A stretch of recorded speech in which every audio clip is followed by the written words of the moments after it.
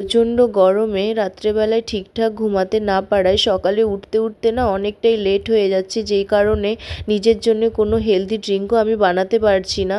তো যাই হোক, তো সকালবেলা উঠেই স্নানটা করে নিয়েছি। মামুনি যেহেতু পুজোটা দিচ্ছে, তো আমাকে বলল যে আজকে সকালবেলা টিফিনটা বানাতে। তো বাবার হাতে বানানো চা খেয়ে আমি চলে এসেছি টিফিন বানাতে সকলের জন্যে। তো আজকে বানাচ্ছি রুটি আর সুজির হালুয়া। তো সেটাই সকলকে বানিয়ে টিফিনে দিয়ে দেওয়ার পর আজকে না ঘরবাড়ি একটু পরিষ্কার করা হচ্ছিল, যেহেতু চৈত্র সংক্রান্তির আগেই ঘরবাড়ি পরিষ্কার করতে হয় আর একবার। তো সেটাই করেছিলাম হালকা হালকা।